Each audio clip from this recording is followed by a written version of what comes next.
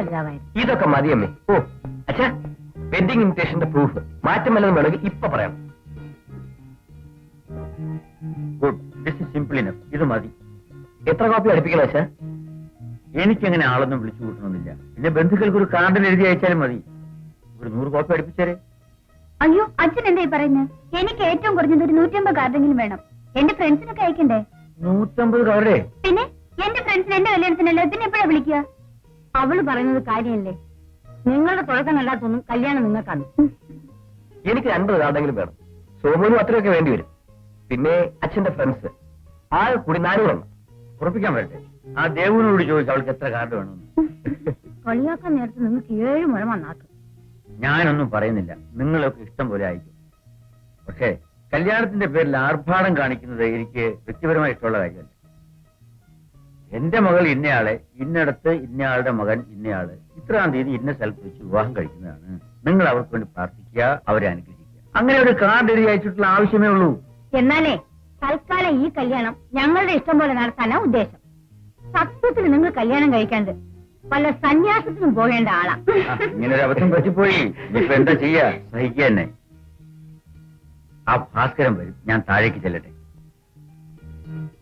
ആ മോനെ, ബെസ്റ്റ് കോംപ്ലിമെന്റ്സിന്റെ കൂട്ടത്തിലെ സോമുന്റെയും നിന്റെയും പേരിടാൻ മറക്കരുത്. ഏറ്റു. നമസ്കാരം. നമസ്കാരം. ഇരിക്കണം. ഞാൻ ഇൻവിറ്റേഷന്റെ പ്രൂഫ് നോക്കുകയായിരുന്നു. നോക്കട്ടെ. കൊള്ളാം. ഇത് നല്ല ഗിൽറ്റിട്ട കട്ടി കടലാസിൽ തങ്കത്തിന്റെ നിറമുള്ള മഷിയിൽ അടുപ്പിക്കണം. 1000 കോപ്പി.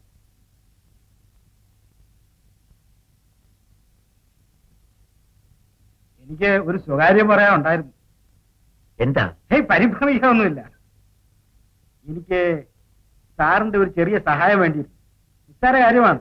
ഒരു ഫോൺ കാളിന്റെ പ്രശ്നമേ ഉള്ളൂ.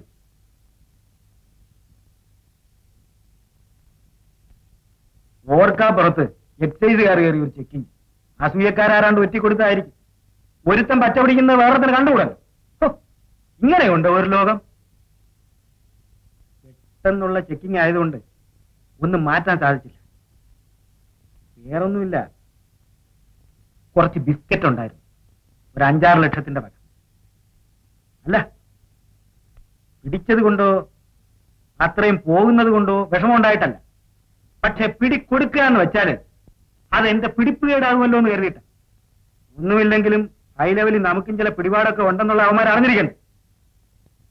നാളെ യവന്മാർക്ക് ഇതൊരു പാഠമായിരിക്കണ്ടേ. ഏത് എക്സൈസ് കമ്മീഷണർ ജഗന്നാഥൻ സാറിന്റെ ഒരു അടുത്ത സുഹൃത്താണെന്ന് അറിയാം. അതിന് ചുമ്മാ വിളിച്ച് പറയണമെന്നേ. വാക്കര സ്വന്തം ആളാണ്. കീഴെയുള്ള പിള്ളേരോട് ആളറിയാണ്ട് വെറുതെ കയറി കളിക്കണ്ടെന്ന് പറഞ്ഞൊന്ന് വിരട്ടിയേക്കാൻ. മൂപ്പര് വിളിച്ച് പറഞ്ഞാല് പിന്നെ അവർ കേസ് ചാർജ് ചെയ്യത്തില്ല. കേട്ടോ മിസ്റ്റർ ഭാസ്കരൻ, ഇതെന്റെ അടുത്തുനിന്ന് പറഞ്ഞത് തെറ്റായിപ്പോയി. തൽക്കാലം ഞാൻ ക്ഷമിക്കുന്നു. പക്ഷേ മേലാൽ ഇങ്ങനെയുള്ള കാര്യം പറഞ്ഞുകൊണ്ട് എന്നെ സമീപിക്കരുത്. അതെനിക്കിഷ്ടമല്ല. മിസ്റ്റർ ഭാസ്കരൻ, ശുപാർശ ചെയ്തും സ്വാധീനത്തിന് വഴങ്ങിയും വളർത്തിയെടുത്തൊരു മേലവിലാസമല്ല എന്റേത്. അത് നിങ്ങൾ ഓർക്കണം. അതൊക്കെ ശരിയാണെന്നേ. പക്ഷെ എന്ന് കരുതി വേണ്ട കാര്യങ്ങൾക്ക് ഇടപെടാതിരുന്നാ പറ്റുമോ? ബാബുവിനും കൂടെ അവകാശപ്പെട്ട 5 ലക്ഷം രൂപയാ കുടുങ്ങി കിടക്കണമെന്നുള്ള ഓർമ്മിക്കണം. അവകാശി ആരായാലും നിയമവും നേരവുമാണ് എനിക്ക് വലുത്. തെറ്റായ രീതിയിൽ ശേഖരിച്ചു വെച്ച സ്വർണ്ണമായതുകൊണ്ടല്ലേ അവർ പിടിച്ചെടുത്തത്?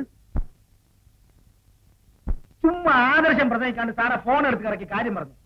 സോറി, സാധ്യമല്ല. ഇത്തരത്തിലുള്ള സഹായങ്ങൾ നിങ്ങൾ ഇതിൽ നിന്നും പ്രതീക്ഷിക്കേണ്ട. അല്ലേ, ഇതെന്നാ കളിയാ? ഇങ്ങനെ ഒരു അത്യാവശ്യത്തിന് പോലും ഉപകരിക്കത്തില്ലെങ്കിലേ സ്വത്തും കുടുംബവും നോക്കാണ്ട് ഞാനിവിടെക്കാരെ ബന്ധപ്പെടുന്ന എന്തിനാ? അത് നിങ്ങളുടെ ഇഷ്ടം. മാത്രമല്ല, നിങ്ങളുടെ ബിസിനസിന്റെ രീതി ഇങ്ങനെയാണെന്ന് അറിഞ്ഞിരുന്നെങ്കിൽ. ഓ, അറിഞ്ഞിരുന്നെങ്കിൽ ഇയാൾ ഈ കല്യാണത്തിന് സമ്മതിക്കത്തില്ലായിരുന്നല്ലേ? അതെ. വലിയ കീറുവാനൊന്നും പറയണ്ട. ആരാരോടാണ് സംസാരിക്കുന്നതെന്ന് ഓർത്തിരുന്നാ നന്ന്. അത് ഞാൻ അങ്ങോട്ട് ഓർമ്മിപ്പിക്കേണ്ടതാണ്. എനിക്ക് നിന്ന് കളിക്കാൻ സമയമില്ല. വിവരം പറഞ്ഞു. കാര്യമായിട്ടാണോ ഇതിൽ ഇടപെടില്ല എന്ന് പറയുന്നത്? 2 തരത്തിൽ പറഞ്ഞെനിക്ക് പരിചയമില്ല മിസ്റ്റർ ഭാസ്കരൻ. എന്നെ കൊച്ചാക്കുകയാണ്. നേരും നിറയും നോക്കാണ്ട് സ്വയം കൊച്ചാക്കിയിട്ട് കണ്ടുപിടിക്കപ്പെടുമ്പോൾ ഇത് നാം പറഞ്ഞിട്ട് കാര്യമില്ല. പറയാനുള്ളത് ഞാൻ പറഞ്ഞു. സ്വന്തം മകളുടെ ഭാവിയുടെ കാര്യം കൂടെ ഇതിൽ ഉൾപ്പെട്ടിട്ടുണ്ടെന്നുള്ളത് ഓർമ്മിക്കണം. ഇങ്ങനെ ഒരു കടുംപിടുത്തം പിടിച്ചാലേ ഈ ഒരു ആലോചന നടന്നിട്ടേ ഇല്ലാന്ന് ഞാനങ്ങ് വെക്കും. ഒരു വാക്കേ എനിക്ക് മാറ്റാനുള്ളൂ. എന്റെ മനസാക്ഷിയും ആദർശവും പണയപ്പെടുത്തിക്കൊണ്ട് എനിക്കൊന്നും നേടാനില്ല. അതെന്റെ മകളുടെ ഭാവി ആയാൽ പോലും. ഇത്ര വലിയ കണിശക്കാരനാണെങ്കിലേ ഇങ്ങോട്ട് നോക്കി, ഇങ്ങനെ ഒരു ആലോചന നടന്നിട്ടേ ഇല്ലാന്നങ്ങ് വെച്ചോണം. അത് ഞാൻ നേരത്തെ പറഞ്ഞു. നിങ്ങളുടെ ഇഷ്ടം. ഒരു നേരത്തെ താനും തന്റെ കുടുംബവും നേരം കെട്ടിപ്പിടിച്ചോണ്ടങ്ങിരുന്നോ? മിസ്റ്റർ ഭാസ്കരൻ, നിങ്ങൾക്ക് പോകാം. സർക്കാർ നിയമമൊക്കെ ഞങ്ങൾക്കും കുറെ അറിയാവേ. താൻ അല്ലെങ്കിൽ വേറൊരുത്തൻ അല്ല. പിന്നെ ഐ സേ ഗെറ്റ് ഔട്ട്. കണ്ടോളാം.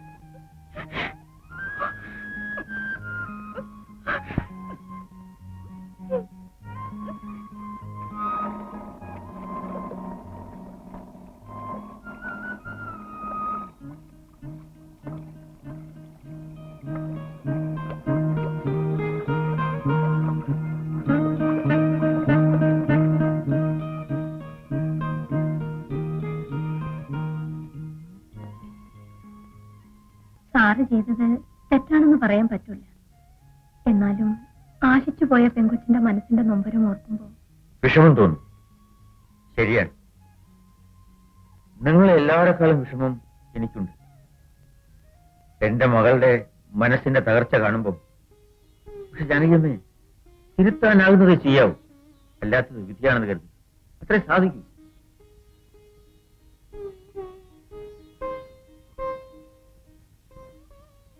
വേണമെങ്കിൽ ഞാൻ എന്റെ ആദർശം മറക്കാം. അതിലും വലുതായി എന്റെ മോളെ കാണും. പക്ഷെ ഇത്ര നാളത്തേക്ക് ഇന്ന് ഞാൻ ശുപാർശ പറഞ്ഞാൽ കേൾക്കാൻ ആളുണ്ടായിരുന്നു. നാളെ എന്റെ സ്ഥാനം പോയി എന്റെ വാക്കുകൾക്ക് വിലയില്ലാതെ വരുമ്പോ പ്രതിയുടെ സ്ഥാനത്ത് നിൽക്കുന്നത് ബാബുവാണെങ്കിൽ ഞാൻ എന്ത് ചെയ്യണം?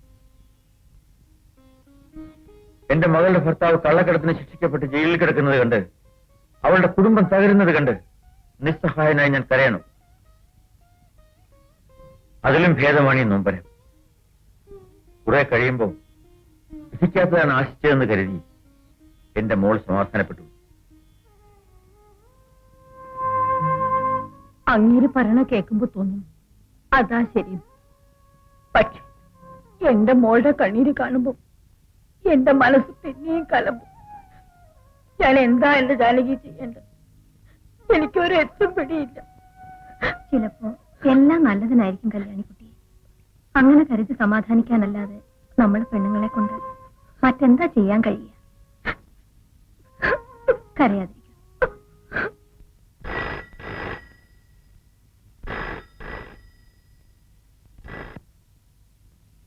ഹലോ, അത് ഷീലയാണ്. ബാബു എവിടുന്നാ? പോസ്റ്റ് ഓഫീസിന്നോ? ആ, ഓക്കെ, ശരി.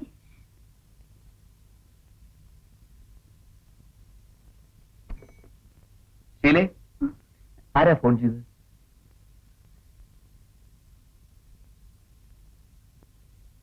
പറയൂ, ആരാ? ബാബു അല്ലേ?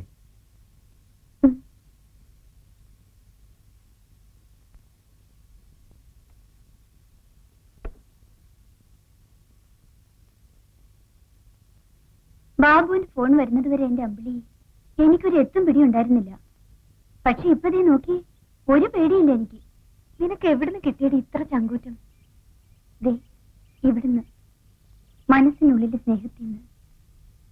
ഇത് വല്ലതും പറഞ്ഞാൽ മനസ്സിലാകണമെങ്കിലേ നീയോ ആരെങ്കിലും സ്നേഹിച്ചു നോക്കണം, അപ്പോഴറിയാം. ഛെ. അല്ല ശീലേ, തന്നെ ഇഷ്ടപ്രകാരം കല്യാണം കഴിച്ചാ ചിലപ്പോ വീട്ടിൽ കയറ്റിയില്ലെങ്കിലോ?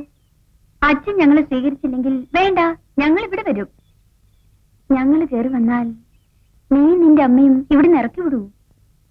അത് എന്താ പറഞ്ഞത്? ഞാൻ കൂടെ കേക്കട്ടെ. ഇനി അഥവാ അമ്മയെ ഇവളെ ഇറക്കി വിട്ടാലും ഞാൻ ഇറക്കി വിടത്തില്ല, പോരെ? അതറിയുമ്പോ സാറ് ചിലപ്പോ എന്നെ വഴക്ക് പറയായിരിക്കും, അല്ലെങ്കിൽ എന്റെ തല്ലുമായിരിക്കും. ഞാൻ സഹിച്ചു. എന്നാൽ ഈ കടുകുമണി ഉണ്ടാക്കി വെച്ചൊരു ഗുലുവാലേ, നിനക്കൊണ്ടായി സൂക്കേട് പോ ചേട്ടാ. ഉണ്ടെങ്കിൽ നേരത്തെ പറഞ്ഞേക്കണം, അമ്മ ജോലി ഉണ്ടാക്കി വെക്കരുത്. നോക്ക് ബാബു, ആകെ കൂടി ഒരു പെങ്ങളെ ഉള്ളൂ എനിക്ക്. നിങ്ങൾ തമ്മിൽ സ്നേഹമായി കല്യാണം നിശ്ചയിച്ചു.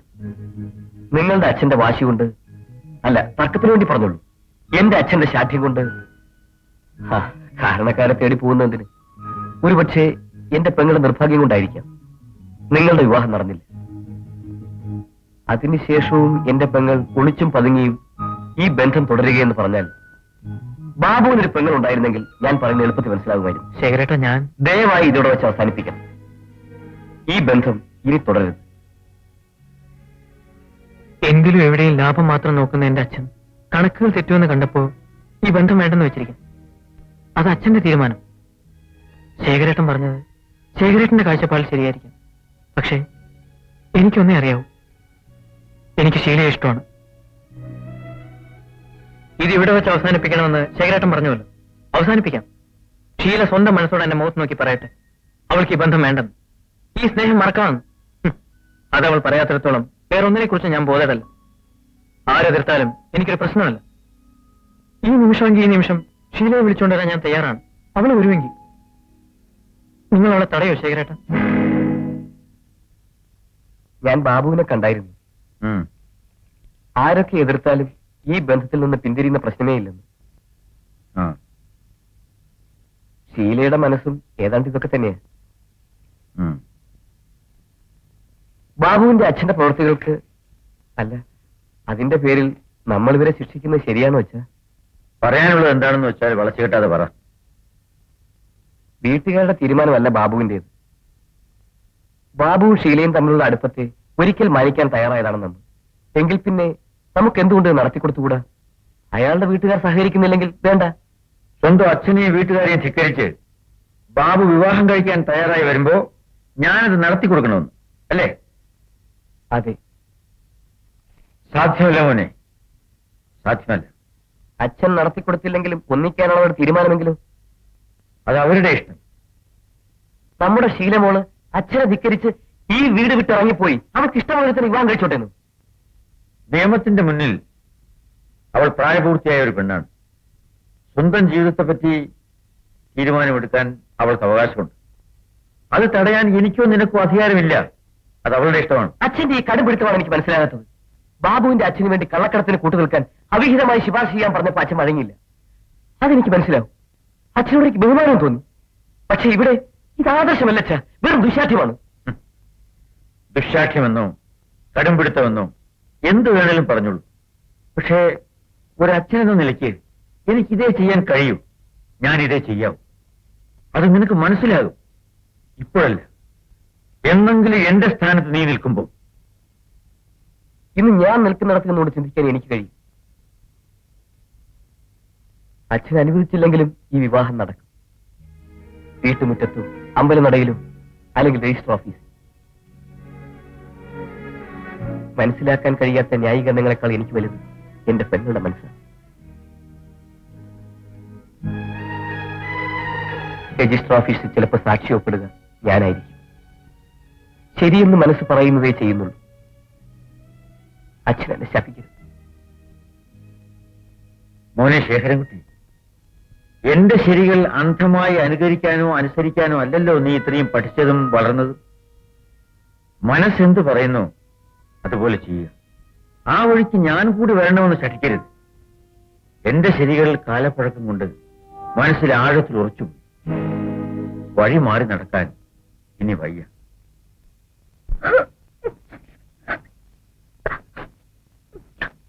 മോളുടെ കല്യാണത്തെ കുറിച്ച് നമ്മൾ എന്തൊക്കെ സ്വപ്നങ്ങൾ കണ്ടതാ.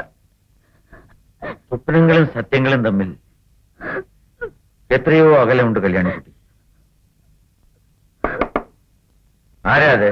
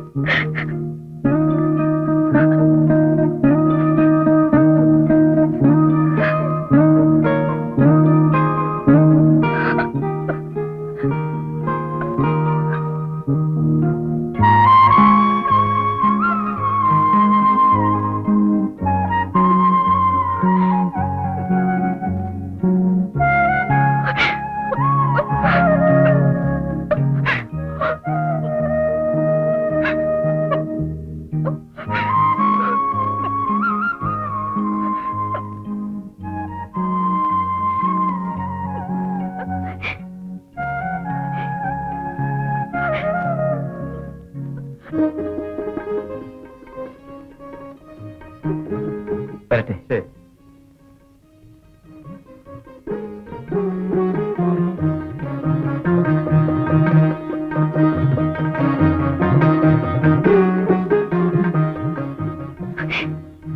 എന്താ മോളെ? ഒക്കെ നേരെയാ.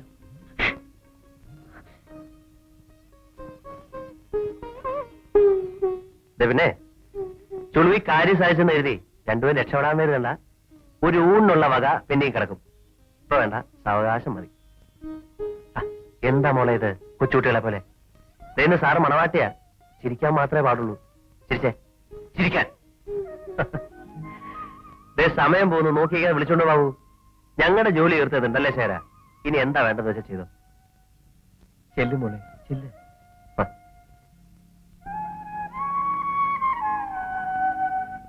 ശരാ പോ.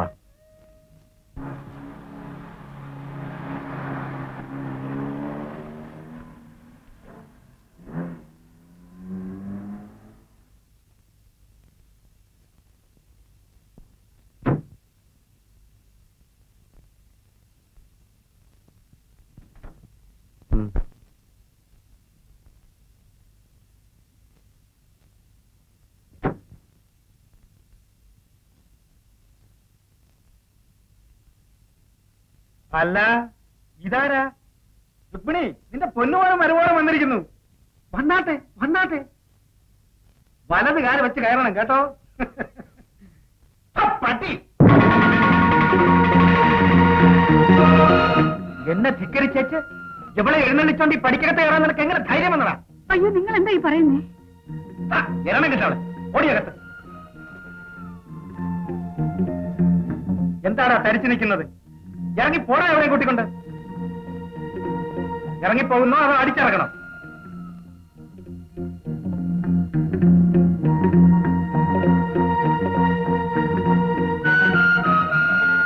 നിക്ക് കാറും എടുത്തോണ്ട് എവിടേക്കാ? എന്നെ വില വയ്ക്കാത്തവൻ എന്റെ മുതലിനെ വില വയ്ക്കാൻ പാടില്ല. ഈ കാറുണ്ടല്ലോ, അവക്ക് സ്ത്രീധനം കിട്ടിയ മുതലല്ല, ഞാൻ അധ്വാനിച്ചുണ്ടാക്കിയ മുതലാ. പൊന്നുപോനെ, ഈ ഒരു കാര്യം ചെയ്യും. അവളുടെ താരിത്തുമ്പി പിടിച്ചോണ്ട് അവളുടെ പുറകെ പയ്യെ നടന്നങ്ങ് പോയിക്കോ. അതാ നല്ലത്. മോനെ, മോനോ? ഏത് മോൻ? ഓടിയാത്ത